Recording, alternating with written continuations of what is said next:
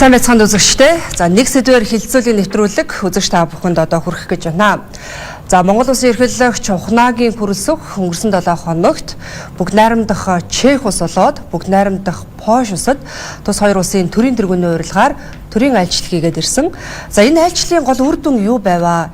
Ер нь айлчлалаар одоо ямар яриа хэлцээрүүд хийгдэв гэдгийг бид өнөөдрөөс үзэгч та бүхэнд тодруулж хүргэхээр студидтэй зочид урлаа. Манай өнөөдрийн зочин олон улсын харилцааны доктор судлаач Мягмар Дорж, за мөн олон улс судлаач Баццэг, олон улс судлаач Улаанбаяр гэсэн ийм бүрэлдэхүүнтэйгээр та бүхэнд өнөөдрийн мэдээллийг хүргэх гэж байна. За бид та бүхэнд мэдээллийг хүргэхдээ эхлээд бид бүгд найрамдах Чех улсад хийсэн төрийн тэргүүний айлчлалын ер нь үр дүн юу байваа гэдгийг та бүхэнд эхлээд тодруулж өргөх болно. За Монгол улс бол бүгд найрамдах Чех улстай дипломат харилцаа тогтоогоод 75 жил болсон. Тэгэхээр ер нь бол манай хоёр улсын харилцаа бол одоо 75 жилийн түүхтэй гэж байгаа боловч тэрнээс ч өмнө одоо харилцаатай байсан гэдгийг бол одоо олон баримтуудаас бол харж болохоор байна.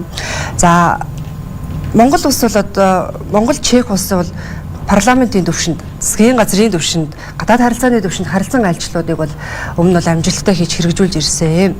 За төрийн тэргүүний төвшөнд энэ удаад бас 2015 оноос хойш ингээд айлчлалаа. 10 жилийн дараа айлчлалаа. Тэгэхээр энэ айлчлалаар гол одоо ямар яриа хэлцээрүүд хийгдвэ гэдгийг бас иргэд манаас нэлээд сонирхож байгаа гэж бодож байна. Тэгэхээр хамгийн түрүүнд бид Монгол Чех улс бол уламжлалт одоо юм найрсах харилцаатай байжгаад за хамтын ажиллагааныхаа төвшинг шат ахиулж иж бүрэн түншлэлийн төвшөнд бол хүргэлээ. Тэгэхээр иж бүрэн түншлэлд хүргэснээр одоо ямар давуу талууд боломжууд бий болох юм бэ гэдгээс яриага эхлэмээр байна. За Улаанбаяр багш мэдээлэл авах уу? За тэгэхээр телевизтэй өнөөдрийн мэд үргэе. Тэгэхээр Чех улс бол энэ одоо Монгол улсын гадаад харилцааны ямар байр суурь эзэлж байгаа гэдэг бол бас их чухал. Тэгэхээр Монгол улсын гадаад үзэл баримталтаар бид бол Европын холбоог бол Монгол улсын 3 дахь хөрш гэж ингэж заасан. Тэгэхээр бид бол сая өнгөрсөн 2 жилд бол Францтай бол өөрөөр хэлбэл онцгой эрх түншлэл өнгөрсөн онд бол Германтай стратегийн түншлэл тогтоосон. Энэ хоёр орн маань бол өөрөөр хэлбэл Европын холбооны гол хөтлөгч ийм улс гэж ингэж үздэг. Тэгэхээр энэ удаагийн айлчлал дээр бол бид нар энэ Чех, Польш улсад Монгол улс төрийн айлчлал хийж байгаа гэдэг маань бол Чех, Польш хоёр улс маань бол Европын холбооны төв зүүн Европын хамгийн гол хөтлөгч ийм хоёр улс байна. Тэгээд дээр нь бол энэ хоёр улс бол Европын холбооны гишүүн, НАТОгийн гишүүнээс гадна эдийн засгийн хамгийн өндөр өсөлт үзүүлж байгаа ийм хоёр улс байна л да. Тэгээд энэ утгаараа бол нэгдүгээрт энэ хоёр улс бол Европын холбооны хамгийн гол хоёр улс. Дээр нь манай харилцааны уламжлалт түнш. За хоёрдугаарт бол одоо сая өөрөө хэллээ хоёр орны хооронд дипломат харилцаа тогтоосны түүхэн 75 жилийн хүрээнд энэ айлчлал болж байна. Тэгэхээр энэ айлчлалын хүрээнд бол хоёр Монгол улс бүгдийн Чех улсын хооронд бол иж бүрэн түншлийн тухай хамтарсан тунхаглал баталж гаргасан. Одоо энэ тунхаглалын яг удирдах лист бол тодорхой заасан. За энэ дээр бол юу вэ гэхээр хоёр улс бол үнэт зүйл бол илчлэгэн байна гэж. Үнэт зүйл. За энэ бол нэгдсэн үндэсний байгууллагын 4 олон улсын эрх зүйн зарчим хэм хэмжээ, хүний эрх хэрэгжүүлээ, ардчлал, сайн засаглал, хууль дээдлэх ёс, инг тайван аюулгүй байдал. Тэгээ улс орнуудын нутаг дэвсгэрийн бүрэн бүтэн байдал, бүрэн эрхт байдал энийг бол дээдлэх үндсэн дээр энэ үнэт зүйлийг удирдлага болгон хоёр улс иж бүрэн түншлийн харилцаанд хүснэг бол нотолж байна гэж ингэж одоо хамтарсан тунхаглалт заасан. Тэгэхээр энэ бол өөрөөр хэлбэл одоо энэ харилцаа бол ямар их үнэт зүйл хоёр улс бол хоёр тал бол үнэт зүйлээр илэрхийлэх юм байна. Тэгээ энэ бол харилцааны одоо гол эрх зүйн тулгуур үндэс болж байна гэж. За хоёрдугаарх нь бол яхаарахгүй 3 дахь хөрш Монгол бол уламжлалт ийм одоо улс юм аа гэдгийг бол энэ альчлаар бол ноцон харуулж байна л да. Хэд хэдэн одоо чухал салбаруудад бас харилцаа гар үсэг зурлаа л да. Энэ дотроос ерөнхийлөгчийн санаачилсан чухал бас хэд хэдэн хөтөлбөрүүд бас явж илээ. Энэ тал дээр та бас Мягмар Дорж тодруулж өгнө. Тэгээ сая Улаанбаяр өгшөрлөө. Чех улс бол Монгол улсын 3 дахь хөрш гэдэг энэ гадаад удирдлагын чиглэл дотор том байр суурь эзэлж байгаа. Түүхэн талаас ч тэр. Дээр нь Монгол улсын иргэд гадаадд амьдран ажиллаж байгаа орнуудын тунд бол Чех маш том байр суурь эзэлж байгаа. Тэр нь аливаа хоёр талын харилцаа, эдийн засгийн харилцаа бол хүмүүс ойлгохдоо зөвхөн худалдаа хөрөнгө оруулалтаар хязгаарлаж ойлгоод байдаг. агдлын чинь өөрөө валю санхүүгийн харилцаа болоод ажил хүчний миграц шилжилт хөдөлгөөн тийм ээ одоо Монгол ч гэсэн Чех иргэд ажиллаж одоо Эрдэнэтийн бүтээн байгуулалтанд өнөөдөр оролцоод явж байна шүү дээ тийм. Тэгээд эндээс энэ нөгөө талаасаа Монгол иргэд ч гэсэн тэр Чехийн одоо аж ахуйн байгууллагуудад ажиллаж тэнд одоо 14,000 орчим Монгол иргэд амьдарч байгаа гэдэг утгаараа Монгол улсын хувьд бол үнэхээр чухал түнш мөн. Тэгэхээр энэ айлчлалын үед Монгол улсын ерөнхийлөгчийн төрийн энэ айлчлалын үр дүнд ерөнхийлөгчийн дэвшүүлсэн илгээлт 2100 хөтөлбөрийн хүрээнд бол Чех улсад жишээлбэл 8 оюутан инженер техникийн чиглэлээр суралцж байна. За дараагийн 21 оюутан бол Карлын их сургуулийн хэлний одоо курст 21 оюутан суралцж байна. Цаашдаа шинэ тоо өсөд явах бах. Дээр нь Монгол Чехийн одоо засгийн газар хоорондын хилцээрийн дагуу Чехийн засгийн газрын югаар 10 гаруй оюутан бас мөн тэнд суралцаад явж байна. За дараа нь мэдээж тэрбум мод хөтөлбөр гэдэг ерөнхийлөгчийн дэвшүүлсэн хөтөлбөр байгаа. За энэ өөрөө одоо олон улсын сүлжлөлтөө тэмцэх КОП 17 хурал бол дараа жил Монголд болно. Энэ асуудал дээр Монгол улс бас өөрийн байр сууриа илэрхийлээд энэ хурлыг зохион байгуулах эрхийг авсан явж байгаа.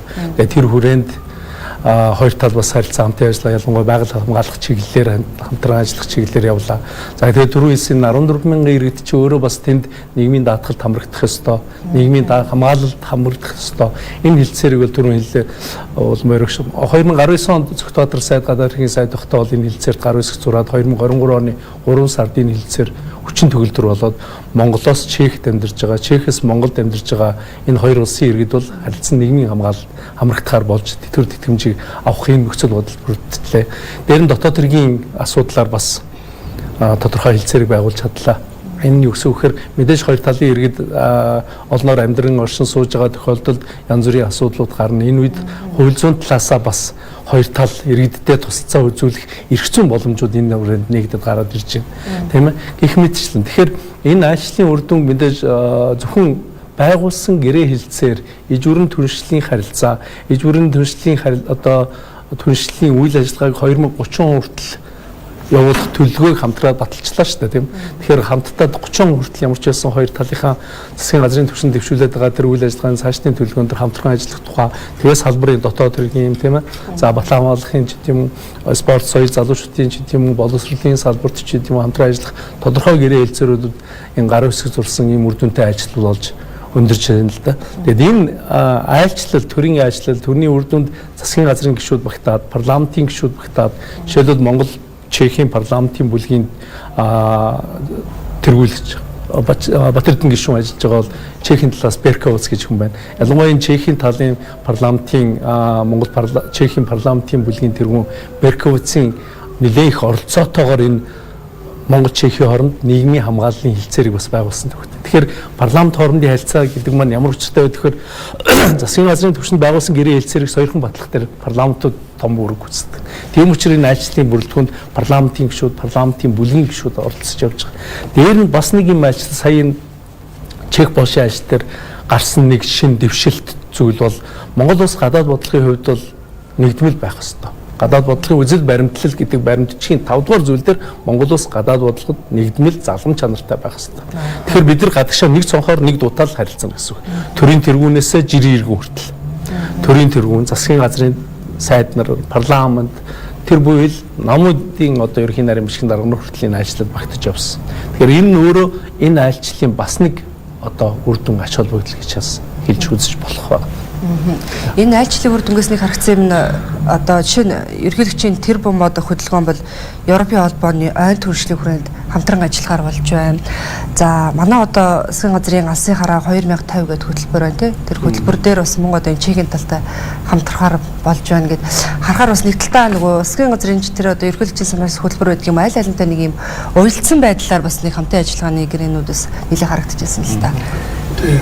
Сая өөрөлдөр алсын хараа 2050 хүртэл хугацааны хөгжлийн хөтөлбөр Европын холбооны дэлхийн дахинд гарах галз гэдэг тэр хөтөлбөр хоёрын хооронд нь уялдуулна гэдэг тунхагч заасан.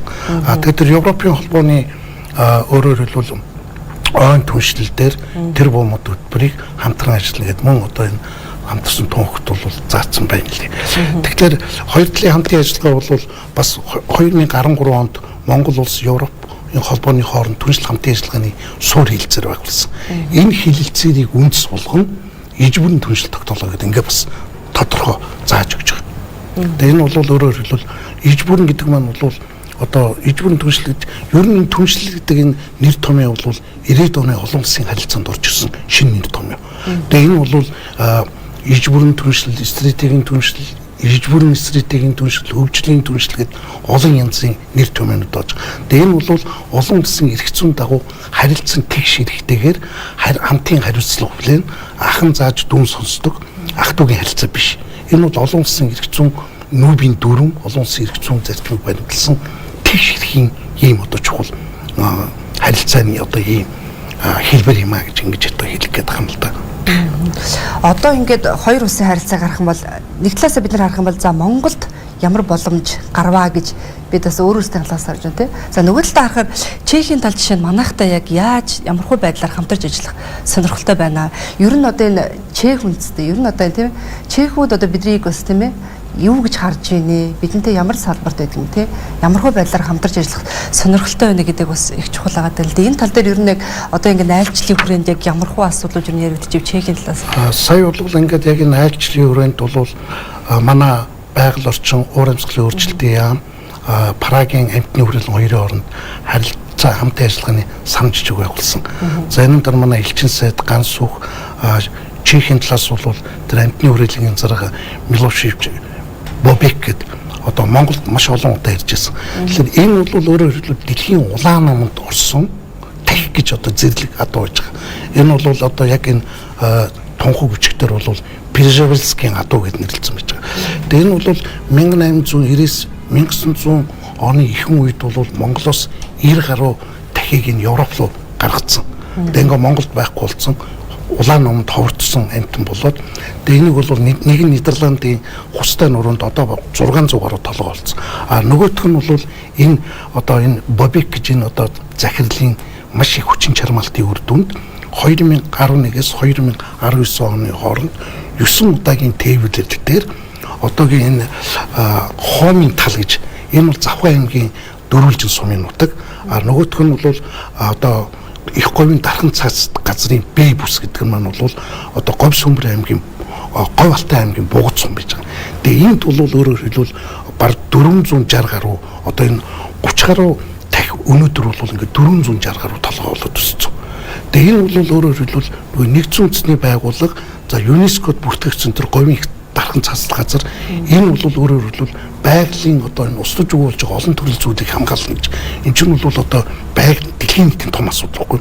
Тэгээ энийг одоо Монголтой хамтарч хэрэгжүүлэхэд бол Чех улс бол маш их одоо хүч хөдөлмөр гаргасан. Энэ бол мөнгөөр хэмжигдэлээр 1 тэрбум төгрөг гэж ингэж тэмдэглэж байна. Тэгээ энэ тээвэрлэлтийн бол яг энэ тээвэрлэлтийн одоогийн ерөнхийлөгч Петр Паул бол тухайн үед зэвсэгчдийн Женжин штабын дарга байхдаа айрмынхаа байлдын хөлөг онгоцоор энэ тахийг бол Монголд нутагш тээвэрлэлтийн асуудлыг ингэж одоо айрм нь өөрөө санаачлах гэж шийдвэрлэж ирсэн. Тэгээ энэ бол одоо хамтын ажиллагааны маш их чухал. Тэгээ сая бол энэ тэр яг амтны хүрээлэнд байгаа тах бол унгалж тэгээ Монгол улсын ерөнхийлөгч бол тэр унганд бол дагин гэж одоо нэр хайрлсан байж байгаа шүү дээ. Тэгээ энэ бол өөрөөр хэлбэл одоо хамтын ажиллагаа. Одоо бол энэний дараагийн нэг чухал зүйл бол юу вэ гэхээр нөмрөг одоо энэ тал нутаг гэж байна. Энэ бол одоогийн Дорнод аймаг. Энэ рүү бол өөрөөр хэлбэл одоо энэ дахин сүрийг бол нутаг сэлгүүлэн одоо байршуулах асуудал байж байгаа. Тэгээ энийг бол саяын өнгөрсөн онд 23 онд бол яг энэ дөрвөлжин нөмрөгийн талд бол энэ дахиг сэдвүүн суулгах талаар бас манай байгаль орчны яамтай харилцаа ойлголцсон санамжчиг байгуулсан. Ингээ эрх зүйн нь бол ингээд баталгаажуулаад ингээ явж байна. Тэгээд тэр Бобикт бол 2023 онд Монгол улсын ерөнхийлөгч бол энэ одоо энэ буянтаа үйлсэхин төлөө бол одоо Алтан гац содонгоор шагнасан байж байгаа жишээд. Энэ бол одоо энэ айлчлалын маш их гоё одоо чимсэн шигтгэн оруулсан. Тэгээ энийг бол би юу гэж хэлэх гээд байна вэ гэхээр дахин дипломат ажиллагаа гэж ингэж одоо би нэрлээд байгаа юм л да. Тийм. Мэгмар тэгш одоо хоёр солиулчнаас юу гэж бодож чинь Чехийн талаас Чех магадгүй биднийг ер нь яг юу гэж яг энэ одоо айлчлалын хүрээлтэй юу гэж ер нь харж ирсэн бэ тийм ээ? За тэгэхээр энэ удаагийн Монгол улсын ерөнхийлөгчийн бүгд найрамдах Чех улсад хийсэн төрийн айлчлал бол одоо хоёр орны хооронд дипломат харилцаа тогтоосны 75 жилийн хүрээнд бол хийгдснээр онцлогтой. Тэгэхээр энэ удаагийн айлчлалын одоо үндсэн одоо агуулга бол ер нь одоо хоёр орны харилцааны төвшинг бол шат ахиулсан уламжлалт найрсаг харилцааны төвшингээс бол одоо иж бүрэн түншлэлийн төвшөнд хүргэсэн айлчлал бол хамгийн одоо үр дүн агуулга ач холбогдол нь бол оршуулаа. Тэгээд олон салбарын харилцаа хамтын ажиллагааг бол бас өргөжүүлэх шин санаа, шин боломжуудыг бол нээсэн ийм одоо харилцаа айлчлал боллоо. Тэгэхээр одоо иж бүрэн түншлэлийн одоо төвшөнд хүрсэн энэ айлчлал гэдэг бол ер нь хоёр орны харилцаа олон салбарт өргөн утгаараа за хүн хоорондын харилцаа хамтын ажиллагаа, хүн хоорондын итгэлцэл, итгэвчлийн одоо үр дүнд хийгддэг ийм одоо өндөр үр дүнтэй айлчлал. Тэгэхээр энийг бол Монгол улс бол бүрэн дүүрэн ашиглаж өөрийн одоо оронд одоо Чех улсын сайн боломж, сайн туршлагыг бол одоо суулгах, за хүн хоорондын харилцан одоо соёлын солилцоог бол бас идэвхтэй явуулах нь бол бас хоёр талын одоо харилцан ашигтай хамтын ажиллагааны нэг үндсэн үүрэг болж байгаа юм л да. Тэгэхээр сая Улаанбаатар огш бол хэллээ дахин дипломат ажиллагаа. Тэгэхээр энэ удаагийн айлчлалаар бол одоо маш одоо олон одоо бие даасан дипломат бодлогын одоо үндсэн үүрэг хэрэгжилт бол явагдсан л да. Жишээлбэл дахин дипломат ажиллагаа, за музейн дипломат ажиллагаа, за мөн одоо морин хуурын дипломат ажиллагаа гэдэг үндсэндээ бол ер нь соёлын дипломат ажиллагаа буюу зөөлөн хүчний дипломат ажиллагаа бол бүрэн ирэхээр бол энд хэрэгжсэн. Тэгэхээр ер нь улс үндэстэнд бол бусад улсаас одоо ялгарах үндсэн онцлог хэв шинж бол байдаг. Тэр нь бол одоо түүх, ариун түүх. За түүхийг одоо өнөө цагийн буюу ирээдүйн цагийн одоо уран холбоостой одоо уялдуулж мөн одоо тухайн улс үндэстний одоо эрх ашиг, одоо нийт ард түмний соёл сэтгэлгээ, мөн чанар, онцлогийг бол тусгасан одоо ийм одоо улс үндэстний өөрийн гэсэн энэ онцлог байдаг. Тэгэхээр энэ онцлогийг одоо соёлын дипломат бодлогоор энэ өндөр дээд хэмжээний харилцан айлчлалаар бол бусад оронд түгээн дэлгэрүүлэх, таниулах нь бол одоо Монгол улсын гадаад бодлогод үзэл баримтлалд бол одоо тусгагдсан байдаг. Жишээлбэл энэ удаагийн одоо Чех улсад айлчсан айлчлалаар бол одоо Праг хотод Монгол улсын одоо Чингис хаан хэмээх нэртэй олон улсын үтсгэлэн бол нэглээ. Тэгэхээр энэ үтсгэлэнгийн тухайд агуулга ач холбогдлын тухайд бол хоёр орны ерөнхийлөгч нарын ивэл дор зохион байгуулагдсан. Дээрээс нь Чингис хаан үндэсний музей болоод одоо Чехийн үндэсний музейтэй хамтарсан. За мөн одоо Монгол улсын шинжлэх ухааны академийн харьяа одоо археологийн одоо судалгааны хүрээлэн мөн одоо Чехийн одоо үндэсний музейн Напрстекийн одоо музейтэй хамтарсан одоо эртний эд үлгийн одоо бичиг түүх дурсгал сор болсон энэ бүтээлүүдийг одоо дэлгэж тавьснараа бол одоо онцлогтой юм аа. Тэгэхээр энэ үтсгэлэнд ер нь Монгол улсын одоо түүх хүн төрөлхтөнд одоо оруулсан хувь нэмэр за болоод одоо нүүдэлчин соёлтой Монгол одоо орны ахуй соёл, мөн чанар, түүний онцлогийг олон улсад бол үнэн мөнөөр нь тайлбарлах, таниулах одоо ийм онцлогтой байлаа. Тэгэхээр ер нь Монголын эзэнт гүрэнд их эзэн Чингис хаан бол түүхэндээ дэлхийн хамгийн одоо том эзэнт гүрнийг удирдах явсны хувьд за түүний одоо байлдааны тактик одоо байлдааны урлаг за мөн одоо тухайн үеийн улс төрийн манлайллын мөн чанар за тухайн үеийн Монголын эзэнт гүрний улс төр болон нийгмийн одоо бүтэц мөн чанар тэр бол ер нь дэлхийн одоо хүн төрөлхтөнд бол онцгой одоо хувь нэмэр одоо нөлөөллийг бол үлдээсэн. За үүнийгэн бол одоо тэр цаг үеийн одоо түүхийн ховор одоо нандин бүтээл, сор болсон бүтээлүүд эд үлгийн бичиг баримттай одоо уялдуулж одоо олон түмэнд те дэлхийн нийтийн ард түмэнд бол одоо ойлгуулах, таниулах, за цаад утгаараа бол Монгол улсыг сурталчлах, за хүн хоорондын харилцааг одоо зөөлрүүлэх, хүн хоорондын харилцааг улам идэвхжүүлэх ийм одоо үндсэн бүрэн одоо бие даасан дипломат бодлого бол одоо сая хэрэгжсэн юм а. Тэгэхээр энэ музейн дипломат ажиллагаа гэдэг бол ер нь дэлхийн олон улсууд өөрийн гадаад бодлогын хэрэгжилтэндээ бол авч хэрэгжүүлдэг. Тэгэхээр энэ бол маш одоо өндөр ач холбогдолтой ер нь гадаад бодлогын үндсэн хэв шинж гэж явагддаг. Тэгэхээр яагаад одоо энэ музейн дипломат ажиллагааг хийж байгаа юм? Яагаад одоо олон улсын соёлын дипломат ажиллагаа явуулаад байгаа юм? Яагаад тэр улсад очиод одоо Чингис хаан нэртэй энэ үтсгэлэнг нээгээд байгаа юм бэ гэхээр ер нь гадаад бодлогот тийм ээ одоо бусад улсуудаас ингэж жишээлхэд бол 13 дугаар зуунд бол Монгол улс бол ер нь бусад улсууд дэлхийд бол одоо татан дагуулах тийм ээ бишрүүлэн одоо татах ийм одоо үндсэн чиглэлтэй бол байсан. Тэгэхээр жишээлхэд ер нь Америкийн нэгдсэн улсын одоо гадаад бодлого, соёлын бодлого бол одоо бишрүүлэн татах одоо ийм одоо бодлогыг бол хэрэгжүүлдэг л дээ. Тэгэхээр энэ одоо юу гэсэн үг вэ гэвэл одоо Холливуудын кино тийм ээ за одоо спорт орооч гэдэг юм уу өөр одоо бусад энэ соёлын контентууд бусад одоо энэ боловсролын салбараараа хэл усаараа соёлоороо бол одоо дэлхийд одоо бишрүүлж тэ тэр утгаараа бол одоо дэлхийн ихэнх одоо улсууд залуучууд бол одоо Америкийн тэр соёл түүх тэр одоо Холливуудын кино болон бусад одоо соёлын одоо тэр мэдээлэлд бол одоо мэдээлэлд бол татагддаг, уусдаг, биширдэг тэр утгаараа бол татагддаг. Эргээд энэ нь бол Америк улсад бол эдийн засгийн эргэлт валют болж орж идэг. Хятад улсыг жишээлх юм бол Хятад улс бол нөлөөлөн татах гэдэг юм. Тэгэхээр Хятад улс дэлхийн одоо 200 орчим улсад за 180 орчим улсад нь бол одоо Күнзийн институтэ байгуулсан. За Хятадын одоо соёлын төвийг байгуулчихсан. Ингээд Хятад соёлыг түгээгээд одоо ингээд явж байна. Тэр нь бол одоо дэлхийн олон улсад өөрийн нөлөөллийн бодлогоор бол тийм ээ бусдыг татах гэсэн ийм одоо бодлоготой байдаг бол за Монгол улсын хувьд бол тэртээ тэргүй одоо бий болгочихсан тэр эзэнт гүрний үеийн агуу их одоо түүхийг бол бид нар өөрсдөө олон улсад бол одоо явж сурталчилж таниулж олон улсад бол түгээн дэлгэрүүлэх нь бол Монгол улсын гадаад бодлогын үндсэн үзэл баримтлал бөгөөд Монгол улсын бас үүрэг юм энэ. Тэгэхээр энэ нь бол ер нь олон улсад тийм ээ ялангуяа улс үндэстний одоо язгуур эрх ашигт үйлчлэхээс гадна ер нь олон улсын хамтын ажиллагаа, харилцаа хамтын ажиллагааг улам идэвхжүүлэх, ялангуяа энэ улс төр эдийн засгийн одоо хамтын ажиллагааны одоо үр дүнг улам одоо аривжуулах, өргөжүүлэх, улам идэвхжүүлэхэд бол одоо маш чухал нөлөөтэй юм соёлын бодлого гэдэг бол нэгдэлтэй яг зүгээр тухайн хүмүүстэй очиод Монгол улсыг одоо сурталчлах өдрөлөг гэхээс илүү одоо шинэ яг ингээд Европт тэрнээ Чехэд энэ үзэсгэлэн 6 сар хүртэл дэлгэгдэнэ гэдэг нь зөвхөн одоо тухайн улсад байгаа ч юм уу ойр орчмын Монгол иргэд үзэхээс гадна энэ чинь нэг тухайн Европын ойр орчим байдаг улс орны иргэд ирж Монголын соёлоос танилцах боломж байгаа дээ шүү дээ харахаар. Чехийн тэр Вацлавын талбай дээр байгаа үндэсний музей бол одоо Европын маш том музейнуудын нэг 1818 онд анх суурь тавиад 1880-аад онд одоо энэ байр суурин дээр ирсэн. Энэ музейд ер нь Чех улс өөрөө Праг ялангуяа дэлхийн топ одоо жуулчдын чиглэл дотор топ 10-д ордог хот. Нэгтэн бид нар Парис гэж мэднэ те. Праг бол өөрөө түүх уламжлалын барилга архитектурын маш том юм Европын төв. Хуучин цагтаа 14-р зууны үед Ариун Ромын эзэнт гүрний нийслэл байсан. Одоо тэр Карлын гүргээр нэг 4-р Карл хаан бол Ариун Ромын эзэнт гүрний хаан байсан. Тэр хэрээрээ жуулчд бол Праг татагддаг. Тэр ирж байгаа жилд ирж байгаа 10 сая жуулчдын 1.1 нь буюу сая 200 мянган тэр үндэсний музейг үздэг. Жилдээ. Манай үзэсгэлэн бол Чингис хааны олон улсын үзэсгэлэн бол 6 сар хүртэл гарна. Одоо өөрөөр хэлбэл энэ чинь 4 сар шахам гарна. Тэгэхээр зүгээр том манхан юугаар бодоход 300 мянган хүн жуулчид тэр манай үзэсгэлэн үзэх юм байна шүү дээ.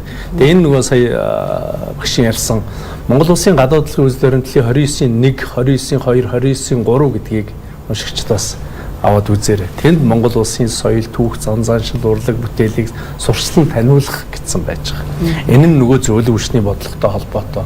Энэ нь Монгол улсад одоо түүх, соёл, уламжлалын ямар агуу их түүхтэй байсан гэдгийг харуулах зорилготой. Одоо тэр Чингис хааны олон улсын үзэсгэлэн дээр чинь Монгол одоо элч төлөөлөгчдийн пайз, гэрэгэнүүдийн тэр хувилбарууд байж байгаа шүү дээ.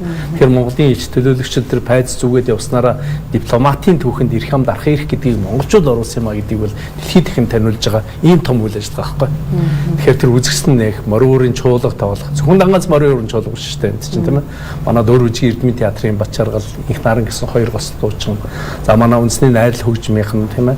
За тэгээд одоо бусад филармоны бусад дуучид энэ төргээд Монголын урлагийг бүхий л талаас нь харуулсан тийм агуу түүхтэй дэлхийд дахин давтагдахгүй соёлын уламжлалтаа ийм том үндэстэн гэдгийг харуулж байгаа том соёлын дипломат ажиллах.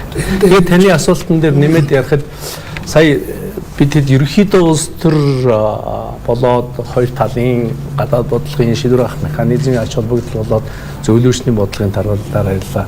Нэг юм сүүлийн үед Монгол улсын ерөнхийлөгчийн төрийн ажил дээр анзаарагдаад байгаа нэг зүйл бол энэ бизнес форум. Бизнес форум урд нь хийгддэг байсан. Гэхдээ сүүлийн бизнес форумуудын ач холбогдол юу болоод гараад ирэхээр бизнес to бизнес буюу B2B уулзалтуудыг шууд хийдэг байсан. Өөрөөр хэлбэл Монголын талын бизнес эрхлэгчид өөрсдийнхөө презентацийн тийм өөрсдийнхөө компани явуулдаг үйл ажиллагаа бүтээгдэхүүнийг авч жоод цаа талын улсын тэр бизнес эрхлэгчтэй нүүр тулж уулзж агаад орчуулагчдаа сууж агаад манад ийм боломж байна танад ямар боломж байна шууд гэрээ хэлцээр зурагдаад эхэлж байна. Сая жишээлбэл Чехтэр ихэд 2 компани 7.9 сая 4.9 сая долларын шууд гэрээ байгуулж байгаа жишээтэй. 7 компани шууд түншээ олж байгаа жишээтэй. Бодиттой үр дүн зүгээр шууд ажил Юун дээр гарч эхэлж шít. Тэгэхээр ерөнхийлөгчийн айлчил засгийн газрын түвшинд, парламентын түвшинд за тэгээд бизнесийн, соёл урлагийн гэдэг ийм цогц маш том ийм үйл ажиллагаа явж өрнөд үр дүн нь бол салбар дээр гарч байгаа. Тэр үр дүн гаргаад байгаа тэр салбарын гадуудлын үйлс өргөдлийн харах юм бол улс төрийн, эдийн засгийн, соёл хүмүүнлэгийн, боловсрол шинжилгээ ухааны, гадаад сурталчилгааны, гадаадх Монгол иргэдэд хамгаалах гэсэн тэр чиглэлээр л явж байгаа үйл ажиллагаа. Тэрнээс энд нэг ямар нэгэн юм байдлаар зугаалах гэсэн тийм ээ одоо юу гэдгийг газар үзэж юм үзэж нүд тайлах гэсэн тийм зүйл биш. Дээр нь Монгол улсын гадаадлага ялангуяа ерөнхий ерөнхийлөгчийн үед бол нэг юм онцлог болоод байгаа нь дэлхийг Монголд гэдэг үрээтэй болсон. Ганц зөвхөн бид гадагшаа одох биш, гаднаас төрийн өндөр дээд хэмжээнд авчих. Хоёрдугаарт харилцаа бол хуучин бол ерөнхийдөө манад хөнгөлтөө тусцаа үзүүлээч, манад ямар одоо хөрөнгө оруулах уу гэдэг талын юмс бол манад ийм боломж байна. Харилцаа ашигтай хамтын ажиллагаа хөгжүүлэх. Нөгөө ижүүрэн түншлэлийн, нөгөө стратегийн түншлэлийн харилцааг жинхэнэ утгаар нь хөгжүүлэх тал дээр анхааран ажиллаад ихний үр дүнгууд нь гарч эхэлж байгаа. Яхахгүй энэ айлчлал бол ер нь бол энэ ковидос хойш бол манай гадаад харилцаанд бол маш том сэргэлт. Тэгээд тэнцвэртэй гадаад бодлого ингэ явж байна л да. Тэгээд энэ бол яг манай багш нар хэлж байгаа энэ төрийн айлчт бол маш том юм жишг тогтож байгаа. Энэ бол юу нөхлөөр нэгдүгürt бол энэ бизнес форум бол одоо хөвшиж ирж байгаа юм. Энэ бол айлчийн салшгүй бүрэлдэхүүн. За нөгөөх нь бол одоо энэ Чингис хааны дэлхийн техник шин дэвжүүрмэн чинь бол анхан үндэслэгч нь бол Чингис хаан. Тэр музейг одоо дэлгэж ийн гэдэг чинь 14-р зууны үед монголчууд одоо дэлхийн техникт их амар амгалан одоо хэрхэн яаж бүтээж ирсэн. Энийг одоо танилцуулах. Тэгээд одоо сая бол энэ морин хуурын чуулга энэ чинь бол ер нь жинхэнэ нүүдэлчин ард түмний одоо сонгодог урлагийн одоо хамгийн дээд хэлбэр юм байна шүү дээ. Тэгээ энийг бол одоо сая манай багш хэлж байгаа морин хуурын дипломат ажиллагаа энэ бол одоо яах харахгүй. Тэгээ энэ чинь сая Прагийн тэр алтан Прагийн шигэлтгэн гэдэг чинь бол 1600 онд одоо Испани танхим гэдэг чинь 1600 онд одоо Италийн архитектор бүтээсэн тэр одоо гоё танхимд бол энэ тоглолт боллоо. Дараа нь бол одоо тэр филармонд чинь Прагт бол 2 удаа тоглолт хийлээ шүү дээ морин. Тэгээ чинь ойр хавийн улс орнуудын монголчууд тэгээ дээр нь бол одоо чих үндэсэнд энийг үзсэн. Тэгээ чихэн чинь өөрийнх нь урлагийн сур бүтээл үзээс одоо дээжээс бол тоглолт үзүүлсэн. Тэгээ энэ бол өөрөөр хэлбэл чих бол яагаад 14,000 гэж онцлоод байна вэ гэхээр Европт хамгийн олон монгол хүн хууль зүйн дагуу зөвшөөрөлтөөр нэг ч хүн хууль зөрчсөн биш. Бүгд эрх зүйн дагуу хууль зүйн зөвшөөрөлтөөр ямар ч одоо айдас хүйцгүй амар амгалан ажиллаж байгаа хамгийн том орн бол Чех улс болж байгаа байхгүй. Тэгээ энэ чинь эрх зүйн асуудлыг шийдсэн. Тэгээ энэ дээр бид нар бол ингэж төрийн айлчлал хийж байгаа гэдэг маань бол энэ чинь бол одоо хоёр орны харилцаатай чамрын шин шатанд гарч ирж байгаа байхгүй ижүүрэн түншлт.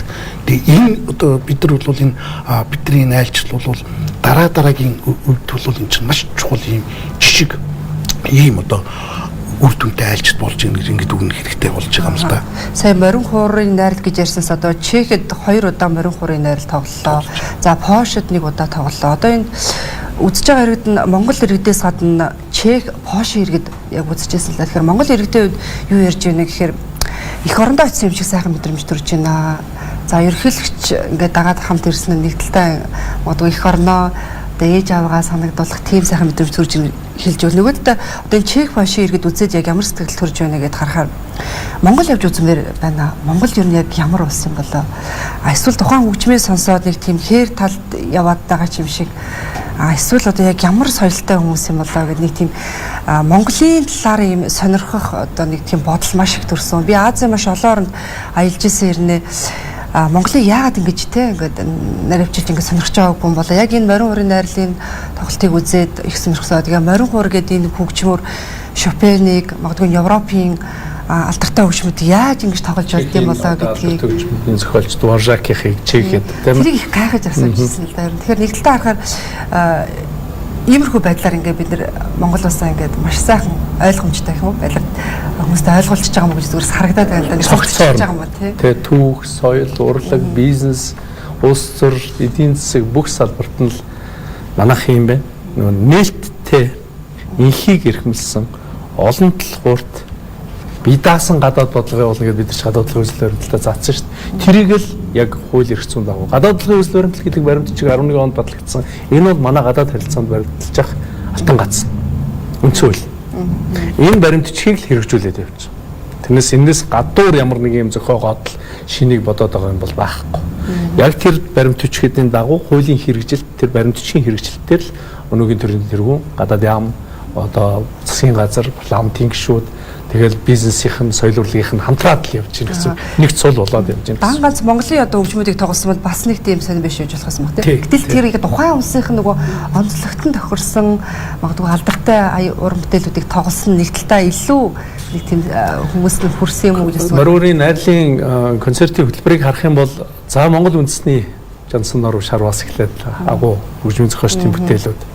За тэгээд суугаа улсын тэр нөгөө зочин одоо хүлээн авагч улсын үндэсний хамгийн алдартай дуу хуурыг тэгээд дэлхийн сонгодог буюу дэлхийд танигдсан бүтээлүүдийг гих мэтлэн ийм нэг юм одоо энэ удаагийн юунд бол бас филармоны дуучин явсан наран гэдэг дуучин нутгаа сан гэдэг дуу туулсан. Тэр нь өөрөө ямар агуулгатай тэрийг тавиад ийм вэхээр тэнд амьдарч байгаа тэнд олон жил үднээний дараа 90-ад онд гарсан чех болч монголчууд олон байж та. Тэр хүмүүст нутгаа санагалзах, нутгаа хайрлах, эх орноороо бахархах тэр нэг үзлийг сэргийх тийм мундаг тоглолт болж байгаа байхгүй. Тэгээ таны өөрөө тэр нэвтрүүлгээс сурчлага нөгөө эх орныхоо ширхэг өвс болгоныг санаж байна гэдэг нулимс хэлгэнүүлжсэн. Энд чи өөрөө зөвхөн гадны улсад өөрийнхөө соёлыг бишрүүлэх гэдэгээс гадна өөрийн улсын иргэдийг бид чинь нэг юм тусгаар тогтносон туурга тусгаар дэлхийд байхгүй гайхамшигтай түүх соёлын уламжлалтай ийм ард түмэн шүү гэдгээр чинь тэнд байгаа хүмүүс чинь өөрсдөө бахархаад байна шүү дээ хөрмөө. Энэ чинь маш том соёлын дипломат ажиллагаа зөвхөн гадагшаа биш гадаад байгаа монголчууд руу ч гэсэн ийм ажиллагаа болж байна. Соёлын дипломат ажиллагааг бол ер нь мөнгөөр хэмжихгүй. Энэ бол мөнгөөр хэмжихгүй ийм үнэт зүйл байхгүй.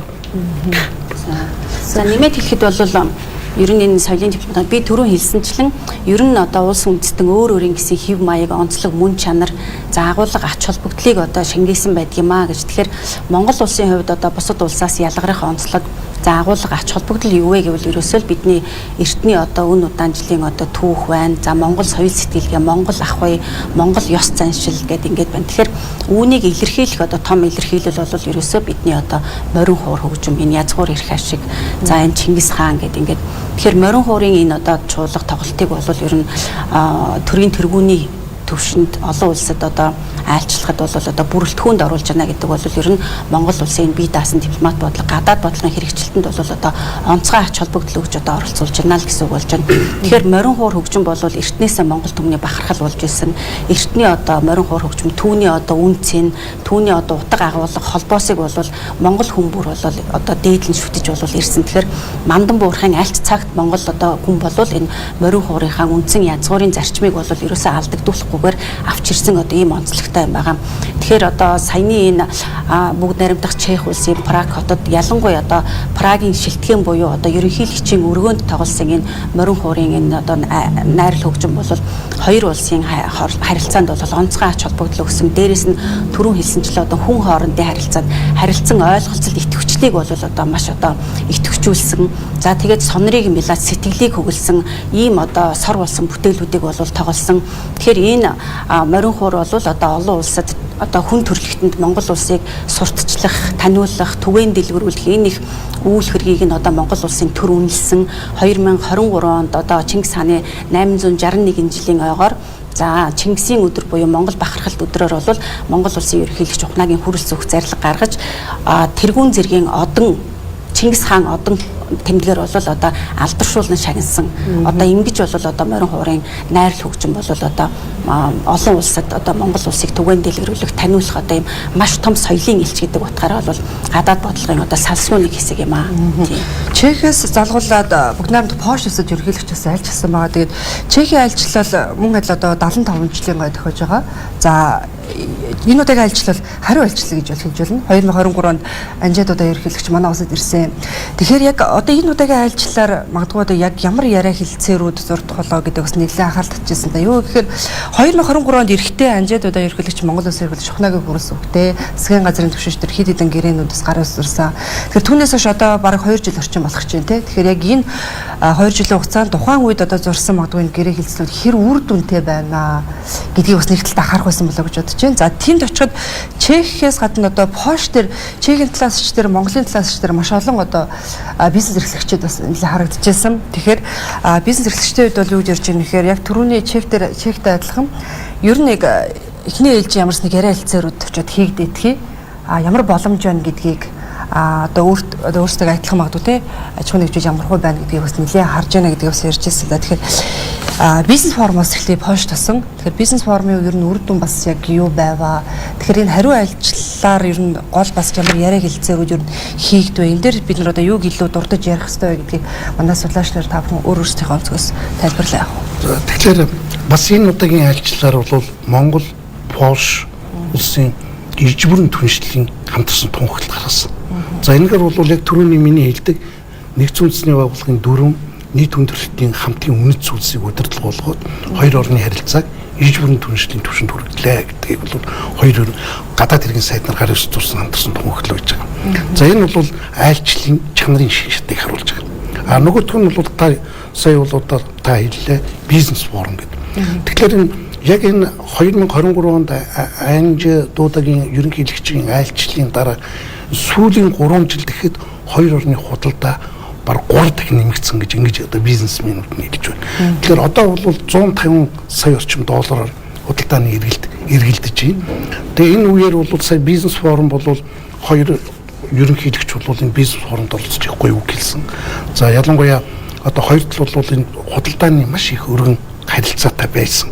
Ялангуяа одоо Польшийн талаас бол манайх энэ сарус тооцохны үйлдвэр гэж. Энэ сарус тооцох гэдэг маань энэ цагаан төбий гэлээд байгаа л да. Сарус тооцох гэж. Элс цагаан шохоо хоёрыг нийлүүлээд уураар бүтсэн төбий. Нөгөөх нь бол одоо нэхээсгүй длэл за халимын одоо цавууны үйлдвэр гэж.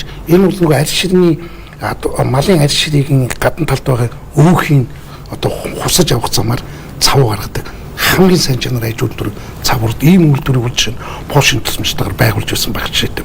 Тэгээ энэ бол бизнесийг өргөн боломжтой. Тэгээ саяын бизнесийн форумаар бол Польш Монголын хооронд 150 гаруй аж ахуй нэгж 20 гаруй салбарт 150 гаруй аж ахуй нэгж бол өөрсдөө бизнесийн санал хийгээд 8 сая еврогийн гэр хэлцэл байгуулсан.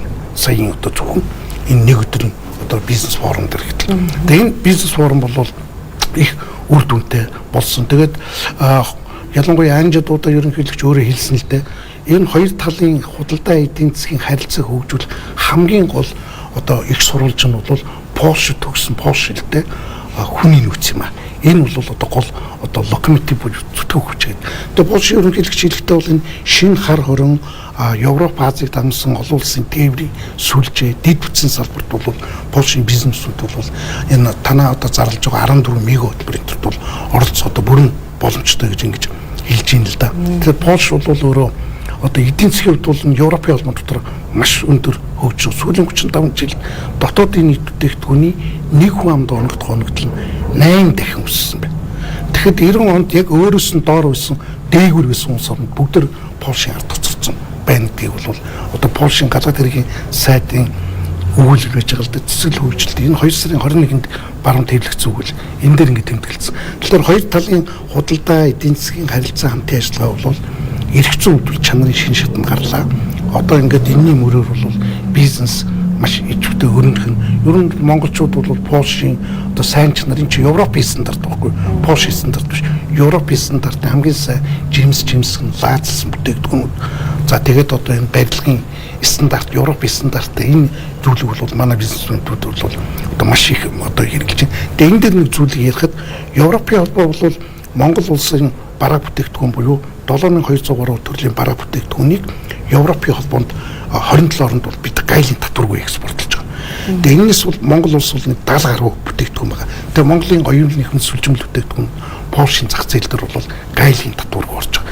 Тэгээ энэ одоо худалдааны хөнгөлтийг бол Европын холбоо 27 онд сунгацсан өнгөрсөн 4 сар. Тэгэхээр энийг бол одоо манай худлаа аж үйлдвэрийн бизнесмэнүүд бол маш сайн ашиглах ёстой гэж одоо ингэж боломж асар их байна. Тэгээ тийм учраас сая бол энэ хоёр орны хооронд энэ төр худалдааны танхимууд бас хамтын ажиллагааны самжичүүдэд гар ирс зураад ингэж явж байна. Тэгээ энэ бол одоо айлчлалын маш чухал одоо үр дүн гэж ингэж одоо хэлж болно. Хоёр орны эрхлэгч хэлж байгаа үгэн дээр ч гэсэн одоо шинэ Монгол Улсын эрхлэгч чухнагийн хөрөлсөг хэлсэн үгэн дээр бид нар одоо хөрөнгө оруулагчдад манай улсад хөрөнгө оруулах юм бол тий хөрөнгө оруулагчтай хэрэгшээх хамгаална, хэрэгцээ орчдыг бид нар бий болгож байна гэд хэд хэдэн саналуудыг бас хэлж байсан л да. Аялал жуулчлалын салбарыг бас ер нь аль алсын ерөнхийлөгч нь нэлээд дурдж ярьж байсан. Тийм Польшийн талын Монголтой хамтран ажиллах салбар дотор мэдээж 14 мега төсөл дээр хамтран ажиллах боломжтой. Тээвэр логистик дэд бүтцийн хувьд хамтран ажиллах боломжтой. Ягаад гэвэл Европын зах зээл рүү гарах мэдээж геополитикийн нөхцөл байдлын төргээ төмөр замын тээвэрлэлтэн төр төвөгтэй байна. Явандаа энэ мэдээж мөнхийн юм байхгүй шүү дээ. Тэгээд энэний дараачаар Польш өөрөө маш том хаб болж өөрн Варшав бол Монгол болоод Европын албаны төрийн хэлжинд 7200 нэр төрлийн бараа бүтээгдэхүүний Европын албаны зах зээл дээр татваргүй гаргаж байгаа. Тэр боломжийг ашиглахад Польш том тулгуур бол.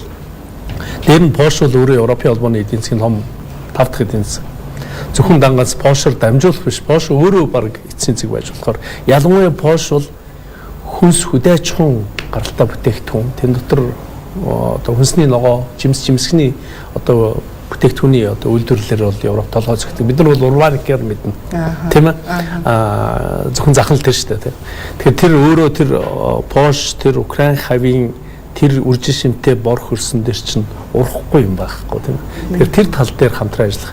Ялангуяа хүдээчхүүн машин механизмын үйлдвэрлэл дээр бол Польш толгой зөгтөг. Энэ дээр хамтран ажиллах. Ялангуяа хүдээчхүүн салбар технологиг, өндөр технологиг нэвтрүүлэх тал дээр Монгол Польшийн бизнесмен хамтран ажиллах юм болцоо. Саяны энэ бизнес формын үед бол бас нэгдэж байна. За тэгэхээр ер нь альва улс үндэстэн за хоёр улс харилцаа хамтын ажиллагаагаа өргөжүүлэх, гүнзгийрүүлэх, за идэвхжүүлэхийн тулд бол ер нь төрийн өндөр дээд одоо харилцан айлчлал буюу гэрээ хэлэлцээрүүд бол маш чухал байдаг. За үүний дагуу одоо үүнтэй адил бол 2023 онд бол Монгол улсын ерөнхийлөгч хүрэлцэх буюу тэргүүн хатагтай урилгаар бол бүгд найрамдах Польш улсын ерөнхийлөгч бол одоо тэргүүн хатагтай хамт Монгол улсад бол төрийн айлчлал хийсэн. За энэ удаа энэ жил бол одоо Монгол улсын ерөнхийлөгчийн хариу айлчлал бол байлаа. Тэгэхээр олон салбарт олон одоо үр дүнтэй, үр бүтээлтэй харилцаа хамтын ажиллагаа гүнзгийрүүлсэн, хөгжүүлсэн, шинэ шатанд гаргасан ийм одоо олон салбарын хамтын ажиллагаа боллоо. Тэгэхээр манай судлаачид бол одоо их салбарыг бол хэллээ. Тэгэхээр олон салбарт тэр дундаа бол одоо хөдөө аж ахуйн салбарт, за дэд бүтцийн салбарт, одоо антрополог, археологийн салбарт, за боловсрол эрүүл мэндийн салбарт, шинжлэх ухааны салбарт гэдэг ингээд эдийн засгийн форум гэдэг. За боловсролын салбарт бол бас онцгойлон ач холбогдол бол өгж байна. Тэгэхээр боловсролын салбарт бол одоо Польшид сурж байгаа оюутнуудыг бол энэ одоо ерөнхийлөгч бол бас хүлээж авлаа. Ерөнхийлөгч одоо тэнд суралцж байгаа тэр оюутнуудад бол одоо захиас одоо Монгол улсын төлөө, хөгжлийн төлөө, одоо Монгол хүн, Монгол улсын төлөө зүтгэх хэрэгтэй, эрдэм боловсралтай болж одоо хоёр улсын хооронд одоо харилцааны бүр болох хэрэгтэй гэдгийг бол одоо оюутан залуучуудад бол одоо захисан. За тэр одоо захиасаар бол одоо оюутнууд одоо шинэ цагийн залуучууд бол одоо гадаад улсад боловсрол эзэмшиж, за тэр одоо орны сайн туршлагыг одоо Монгол улсад одоо сууршуулах, одоо оруулах тэр хувь нэмэр бол одоо үнэлж баршгүй юм л да. Тэгэхээр энэ одоо оюутан залуус бол одоо бэлтгэж байгаа боловсон чинь хоёр орны харилцаа хамтын ажиллагааг ирээдүйд одоо улам шин шатанд гаргахын төлөө одоо бэлтгэж байгаа боловсон хүчин бол одоо яахааргүй төрийн бодлого зохицуулалтын хүрээнд бол хийгдэж байгаагаараа энэ удаагийн айлчлалын бол бас нэг онцлог оршиж байна. Тэгэхээр энэ боловсрол буюу зөөлөн хүчний одоо энэ дипломат бодлого бол ер нь одоо олон салбарт одоо бас хэрэгжиж байна. Тэгээд энэ одоо салбарын харилцаа хамтын ажиллагаа бол улам л одоо шин шатанд гарч байна гэж одоо ойлгож болно.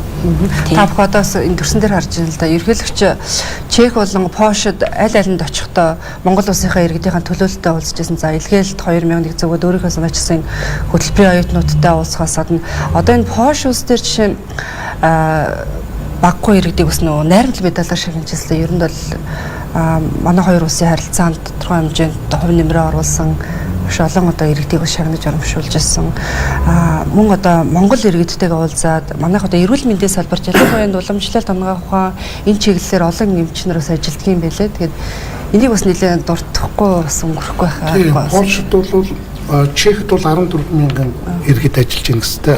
Польшид бол 1000 гаруй иргэд мөн одоо хууль эрх зүйн дагуу зөвшөөрлөлтөө ингэж ажил хөдөлмөрлөл эрхэлж байгаагийн дийлэнх нь бол энэ уламжлалт хамгаалах ухааны чиглэлээр одоо бараг 30 гаруй жил ажиллаж байгаа ийм хүмүүсүүд байна. Тэгээд эдгээрийн одоо энэ чинь бол Польшийн хөгжилд оруулж байгаа бас том хувь нэмэр шүү дээ. Тэр 14 Монгол гэдэг чинь Чехийн хөгжилд асар том хувь нэмэр оруулж байгаа. Тэгээд эдгээр чинь одоо хөдөлмөр гавьяг одоо Монголын төр засаг бол одоо зүйсээр үнэлж байгаа Нэг тод жишээ нь бол сая энэ хоёр улсад тэгээд энэ хоёр талын хамтын ажиллагаанд оролцож исэн Чех, Польшийн одоо зүтгэлтүүдийг бас одоо хөдөлмөрийг үнэлсэн. За тэгээ энэ үеэр бол тэр манай одоо 2100-д одоо ерөнхийлөгчийн тэтгэл хөтөлбөрийг олж чад. Энэ дээр бол энэ 2100 тэтгэл хөтөлбөрт бол Польшд бол 100 гаруй байгаа юм байна. Тэгээд эдгээр чинь бол өнөөдөр бол удахгүй төгсөж ирэх нь төр засвал эднийг бол ерөөсөө ажлын байраар хангах бол одоо бүрэн бэлэн байгаа гэдэг бол энэ уулзалтын үеэр бол хэлжсэн. Нөгөө нэг зүйл бол сая эрх зүйн баримтчүүдийн тухай ярьлаа шүү дээ. Жишээлх юм бол манай одоо хөгжмийн консерватур бол Польшийн хоёр ч одоо хөгжмийн дэд сургуулиудтай хамтын ажиллагааны санамж жижиг байгуулсан. Монгол улсын их сургууль, Польшийн бас одоо Краковын их сургуультай хамтарсан одоо гэрээ хэлцээр байгууллаа. Тэгээ ингээд өөрөөр хэлбэл энэ харилцаа бол одоо ирж бүрэн гэдэг маань ер нь одоо бүх төрлийн салбарыг хамарч байгаа. Тэгээ уламжлалт харилцаагаа орчин үеийн шинэ агуулгаар байжуулсан ийм одоо чухал үр дүнтэй айлчлал боллоо гэж. За 23 онд анжидуудаа Монголд айлчлах үеэр бол Польшийн элчин сайдын аймаг бол сэргээн байгуулсан. Энэ нээлттэй нийжсэнийг бид бүх сайн мэдж байгаа. Тэгээ энэ удаагийн айлч бол хоёр орны харилцааг ирж бүрэн түншлэхийн энэ бол одоо харилцааны дараагийн нэг чанарын шат, шин шат гэсэн үг л дээ. Ийм одоо өөрөөр хэлбэл хоёр орны Монгол, Польш, Монгол, Чехийн харилцаа бол тэр чигтээ ахс дэвшлийн хөгжлөөр бол урагшлан хөгжиж байгаа маа гэдгийг бол энэ удаагийн айлч маш тод яруудад харууллаа. Энд тийм нэг бас юм нэмж юм. Чехчтэр, Польштэр манай одоо 90-ад оноос өмнөх үеийн геологийн хайгуулын салбарт бол маш том хувь нэмэр оруулсан хоёр улс. Бид нар мэдэн шүү дээ. Сая ерөнхийлөгч бол Чехт ажиллах үедээ Монгол улсаас Чехт байгаа элч сайдын яамны одоо ёслолын хөргөнд Краургаг өөрөөр хэлбэл Эрдэнтийн овоог, Эрдэнтийн уурхайг нээсэн Чехийн тэр уурхайчныг хүндэтгэж хүлээн авч хүндэтгэл үзүүлсэн. Тэгээд Польштэр жишээлбэл 1960-ад онд ер нь Польшийн түүхэнд хамгийн том 190 одоо геологчдыг багтаасан том экспедиц Монголд бас ажиллаж байсан. Тэр экспедицийн ажлын үр дүнд өнөөдөр бид нар нөгөө лугийн голын ховор элемент буюу газрын ховор элемент энтрийг тэнд нээжсэн. Тэгэхээр хоёр улсын Монгол Чех, Монгол Польштой харилцах харилцааны таврын асуудал дараа нь бас юу ажиллах вэ гэвэл геолог уулуурхай хайгуулын салбарт бол хоёр тул хамтран ажиллах маш том түүх байна, уламжлал байна. Өнөөдөр боломж ирэх зүйд нэгж чинь цаашдаа хамтран ажиллах ийм одоо ирээдүй байгаатай наа гэж ойлгож байна. За, цэцэс болоо шүү. За Польш улс болоод одоо Монгол улс хоёр бол ерөнхийдөө уламжлалт найрсаг харилцаагаа бол улам одоо шат ахиулаад те олон салбарт бол харилцаа хамтын ажиллагаа бол гүнзгийрүүлэн хөгжүүлж байна. Тэгэхээр ижил төстэй нэг зүйл бол бас одоо байна л да. Тэгэхээр 1990-ад оны үед бол дэлхийн ертөнцийн одоо олон улсад чиг хандлагын өөрчлөлт, нийгмийн өөрчлөлт бол одоо орж бий болж исэн одоо цаг. Тэгэхээр 1990 онд бол Европын холбооноос хамгийн анхны нийгмийн өөрчлөлт шинжилтийг бол Польш улс хийсэн. За Азаас бол Монгол улс бол бас 1990-ад онд бол нийгмийн шинжилтийг бол хийж ирснээр энэ хоёр улсын ерөнхий одоо хөгжлийн чиг хандлага бол ижлэхэн. Тэгэхээр одоо тэр цаг үеэс одоо өнөөдрийг болтол 70 гаруй жилийн хугацаанд бол одоо хоёр улсын одоо ардчлалын төлөөх, за нийгмийн одоо хөгжил дэвшлийн төлөөх, нийгмийг чанаржуулахын төлөөх одоо хамтын ажиллагаа бол бас нэг зүгт явж исэн. За дээрэс нь энэ одоо олон улсын харилцаа, геополитикийн нөхцөл байдлын олон улсынхын тэнцвэрчлэлтийн одоо тогтворгүй байдлын энэ үед одоо Монгол улс одоо хоёр улсад айлчлах одоо айлчилсан, ялангуяа Чех улсад, Польш улсад айлчилсан энэ айлчлал нь бол өөрөө за Монгол улсын 3 дахь хөрш бол Польш улс мөн, за дээрэс нь эртний анд нөхөр одоо улс мөн юм а гэдэг бол энэ удаагийн ерөнхийлөгчийн айлчлал бол бас нотолж өгж байгаа юм а. Тэгэхээр ер нь Польш хүн, Монгол хүн, да Чех хүн, Монгол хүн гэд харилцаа хамтын ажиллагаагаа өргөжүүлэхийн хэрээр хүн хоорондын харилцаа хамтын ажиллагаагаа идэвхжүүлэх, итгэлцэх одоо энэ нөхцөл бололцоог бол одоо ард иргэд хөгжлийн одоо бүр болж одоо ухамсарлан одоо хөгжлийнхаа энэ үйл явдалд бол бас их хувь нэмэр бол оруулах ёстой юм аа. За, хэдүүлэг бас ярь засаг өндөрлж байна. За, Монгол улсын эрхлэгч ухнаагийн өнгөрсөн өдрүүдэд бүгд найрамдах Чех болоод бүгд найрамдах Польш улсад төрийн айлчлал хийгдэрсэн. Тэгэхээр энэ айлчлалын үр дүнд бас ямар яриа хэлцэл хийгдэв, үр дүн юу байваа гэдгийг бид олон улсын харилцааны доктор судлаач Мягмар Дорж, олон улс судлаач Баццэг, олон улс судлаач доктор Уланбаярыг урьж та бүхэнд бас мэдээлэл хүргэлээ. Ингээд та бүхэнд бас маш их баярлалаа. Үзэгчдээ энэ хүрээд нэг сэдвээр хэлцүүлэг нэвтрүүлэг өндөрлөж байна. Анхаарлаа хандуулж хамт байсан та бүхэнд баярлалаа.